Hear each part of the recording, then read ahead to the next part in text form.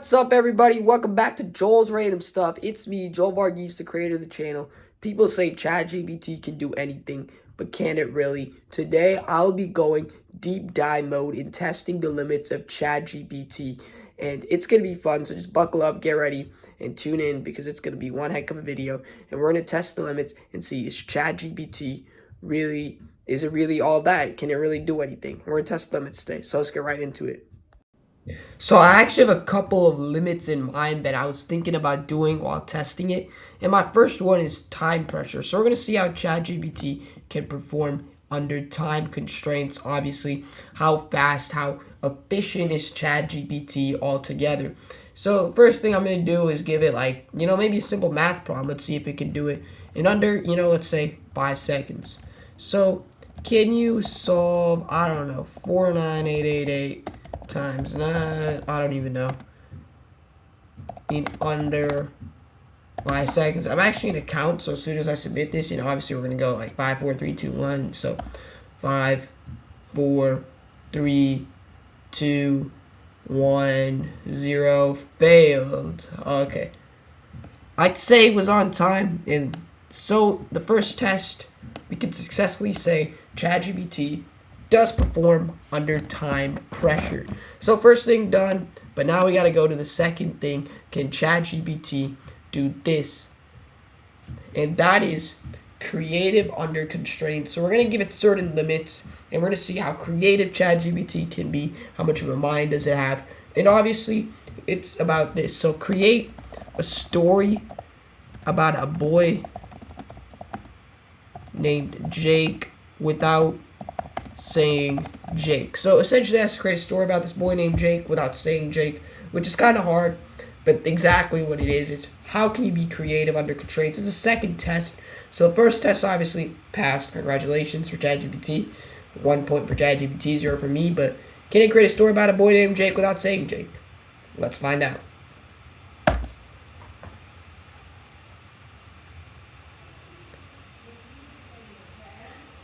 But let's see here. So there was a boy who lived at the quiet edge of his quiet town where he knew everybody else. He had a habit of waking up early just before the sun crept over the rooftops because mornings felt like they were full of secret possibilities. While others slept, he would sit by his window, imagining the day ahead like a blank page waiting to be written on. In school, he wasn't the loudest or the most popular, but people noticed him anyway. He listened carefully, helped when no one asked, and had a way of figuring things out that surprised even his teachers. Hey, where are we at? My bad. When problems showed up, whether it was a tricky math question or a friend feeling down, he stayed calm and worked them step by step. One afternoon, after a long day, he found an old, dusty notebook in his attic. His pages were empty. He said, but over time, the boy. So the story is about a boy, but it isn't about a boy named Jake. Obviously, it's kind of hard to do that. So I'm going to just give it a fail for ChatGPT, honestly, because this could just be a story about a boy. We don't know if it's Jake. And it didn't try to use any creativity to compel the word Jake by using rhyming words or anything. It didn't try any of that. I just can't give it the point for those reasons. So that reason it's 1-1. 1 point for me, 1 point for ChatGPT. But the next up is a memory test. So by using this memory test, I was thinking about it. I actually wrote it down. That's why I keep looking over there. It's a memory test, but so can you say the word E to Y? Now it's gonna say the word, obviously, whatever. Now I'm gonna ask it to say the word again. Can you say the word again? Okay, memory test passed. It was pretty simple. I was thinking, maybe it'd be a little harder because, I might not remember or whatever. But I guess it did. And, at the end of the day, it remembered. And that's really nice to see that ChatGPT could remember this.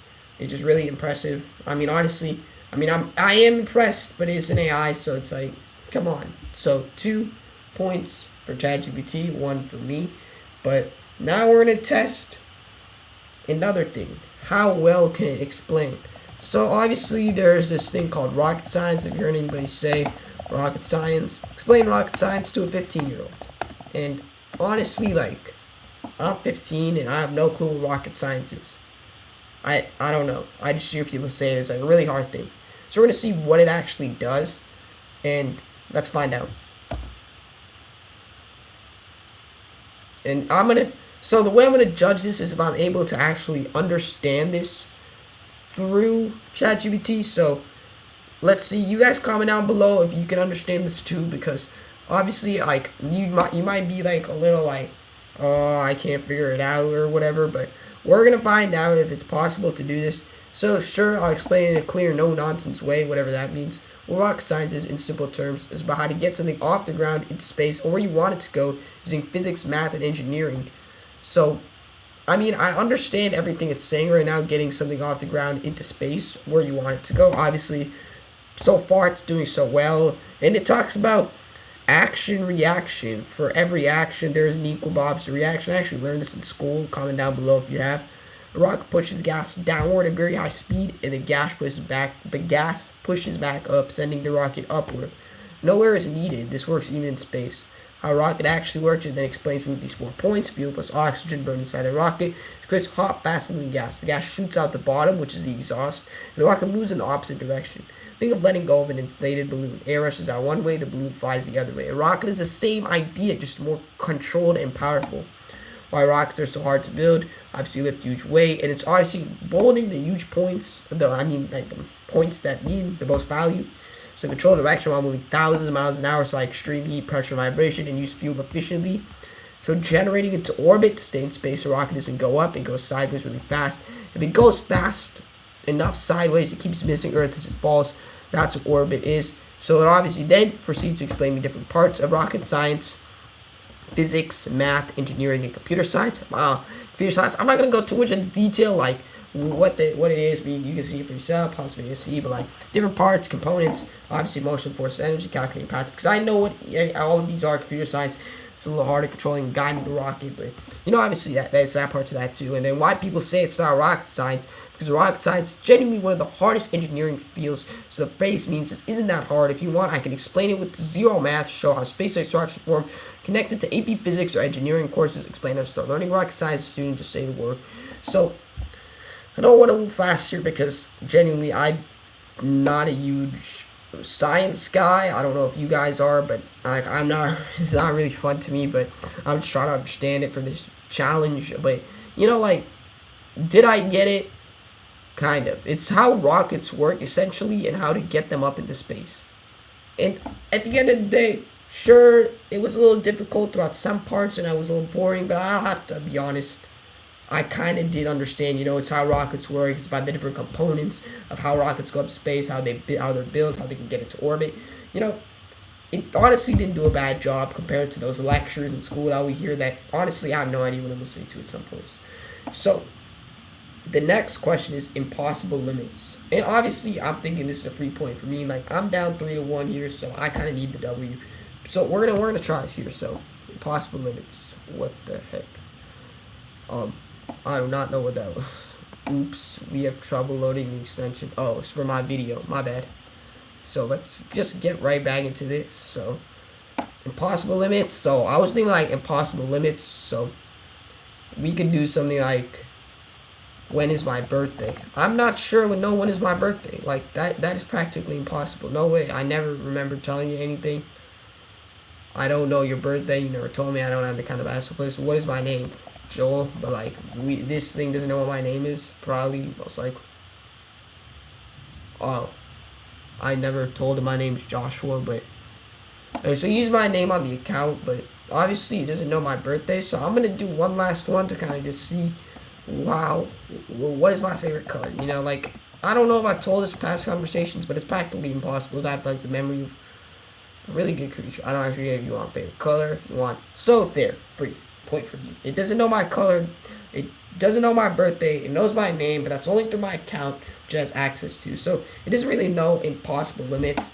AI is still AI. It's not like this gonna take over the world thing. So you guys don't gotta worry if you like AI is gonna take over the world, whatever. Probably not anytime soon, at least. And the next thing is, how well can it be mean to me? I know I'm essentially being like this, but how well can it make me angry? So we're gonna try it out, because like right now it's 3-2. So, you know, hold up, time pressure. You know, I guess I'll say ChatGPT won that, so it was 1-0. Creative under constraints, it did not do that, so it was 1-1. The real logic trap, it kind of just like failed at that. So it currently it's 3-2. ChatGPT is up by 1, but if it does do this video will just end in a tie, and it means that ChatGPT is, it. I guess I would say ChatGPT is not the impossible thing that you thought. It could just solve the answers to all your problems. But if it does, then I'll say yes, ChatGPT can solve the answers to most of your problems. But if it's 3-3, I'll say ChatGPT can solve the answers to half of your problems. So not everything really. I would just say, so as we can ChatGPT solve everything, I'll be like, nah, not really. But anyways, let me stop yapping. Let's continue. So what is like something I can do? Can you write a letter saying how much you hate me?